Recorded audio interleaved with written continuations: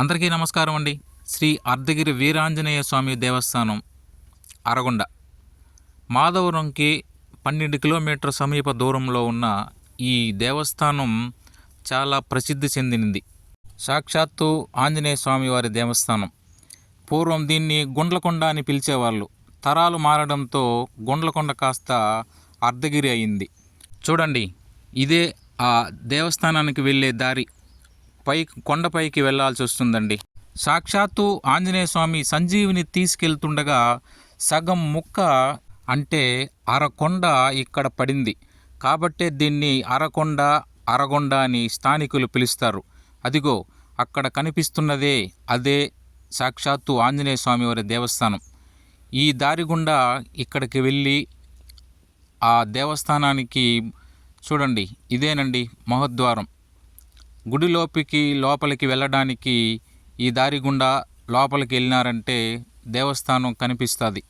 అదిగో అక్కడ కనిపిస్తున్నదే ఇదే మెయిన్ మహద్వారం. ఈ దారి గుండా లోపలికి వెళ్ళేసి దేవస్థానంలో ఉన్న దేవుడిని దర్శనం చేసుకోవడానికి ఇదేనండి ఆలయము. ఇక్కడ వరకే మనకు మొబైల్ యాక్సెస్.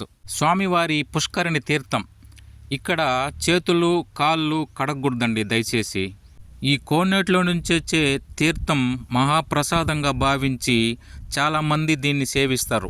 ఎందుకంటే సంజీవిని ఇందులో ఉన్నదని భావించి చాలామందికి జబ్బులు నయమయ్యాయి. కాబట్టి ప్రతి ఒక్కళ్ళు దీన్ని తీర్థంగా భావించి సేవిస్తారు.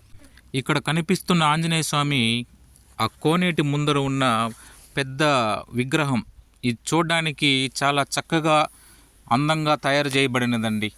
ఒక్కసారి చూసినారంటే ప్రతి ఒక్కళ్ళు తప్పకుండా చేయెత్తి మొక్కవలసిందే. మీరు చూడండి సాక్షాత్తు వీరాంజనేయ స్వామి వారిని. ఇదేనండి సంజీవరాయి పుష్కరిణి. ఇదే అప్పుడు ఆంజనేయ స్వామి వెళ్తుండగా సగం కొండ ఇరిగిపడి ఆ తీర్థం సేవిస్తే జబ్బులు నయమవుతాయని చెప్తారు. కాబట్టి ఇక్కడ చేతులు కాళ్ళు కడగకూడదనేసి ప్రతి ఒక్కరూ చెప్తుంటారండి. కాబట్టి దీన్ని ప్రతి ఒక్కరు తీర్థంగా సేవించినారంటే మనకు ఎంతో జబ్బులు నయమయ్యి మనం బాగుండేదానికి అవకాశం ఉంటుంది. ఓం వీరాంజనేయ స్వామి నమః.